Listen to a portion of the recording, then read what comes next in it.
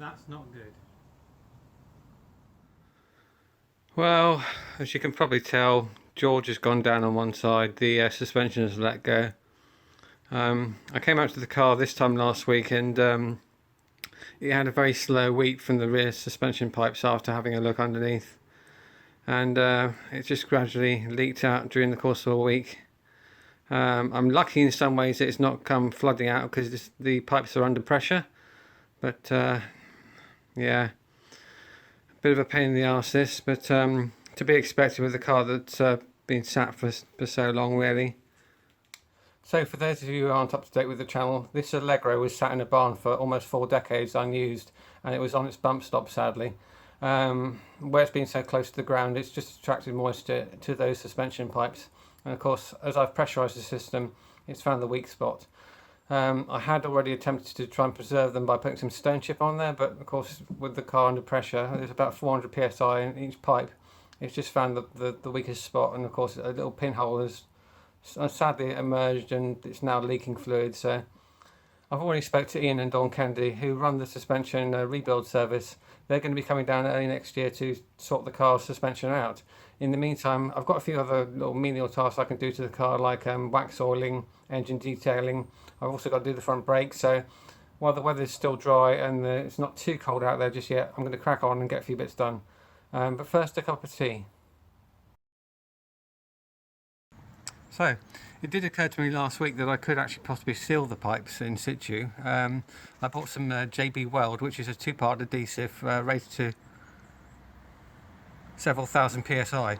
So that should hopefully stop the leak. I'm not expecting it to be a miracle cure, but I don't want it to be leaking all the time. So, and I don't really want to leave the car sort of sagging on one side. So I think what I'm going to do is depressurise the system thoroughly, get all the rest of the fluid out of the system, and then slap some of that on with a vain attempt that it might stop the leak.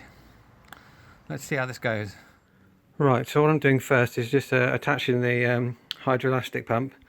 That's going to allow me to drain out the remaining fluid that's trapped in that side before I then attempt to jack up the car. Then I can get the weak spot on the pipe, clean it up and hopefully get some plop on there to stop it leaking any further.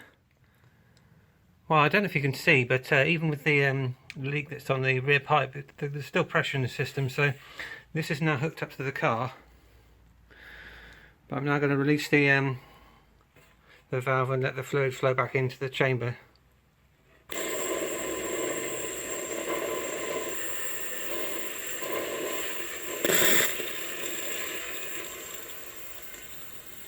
And that, you should see the car now drop. Yeah, it's going down ever so slightly.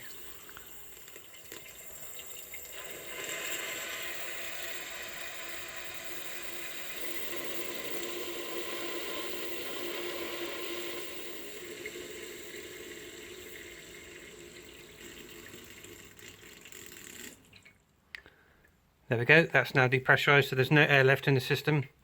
I can get on with the job of trying to repair it.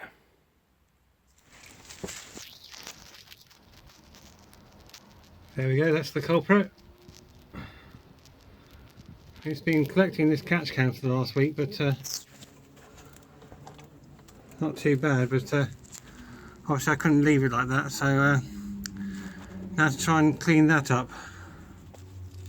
I just pulled this tab back.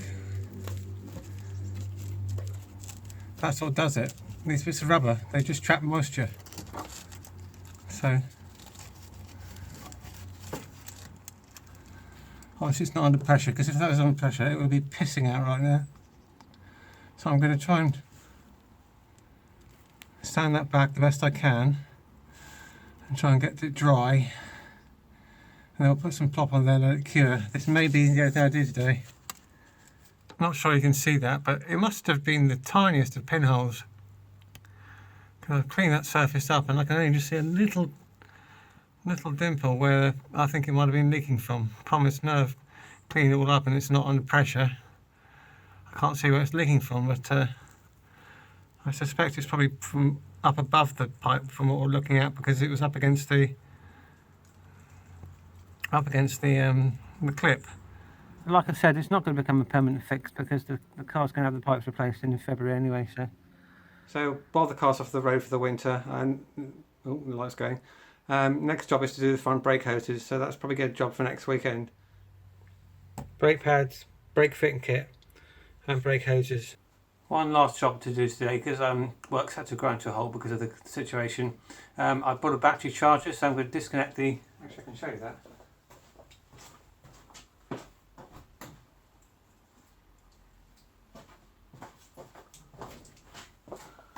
Bought a battery charger from work, so I'm going to disconnect the battery because I don't want it to die while it's not in use over winter. So I'm going to take the battery off, hook it up indoors to one of these, and that'll keep it topped up. So time to get out the spanners. So there's a 10mm on the battery clamp.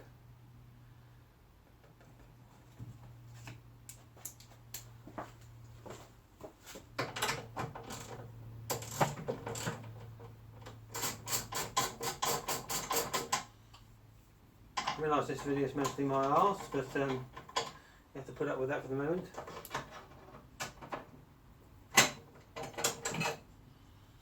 As easy as that. Don't leave it hooked up while the car's not in use. I've just got the ground lead on, so I'm going to disconnect that now.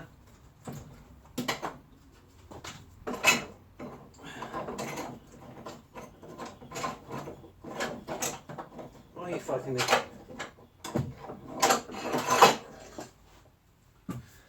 And there we go. That can go indoors now and back on charge. Anyway, that's it for now. Time for a cup of tea. Catch you soon.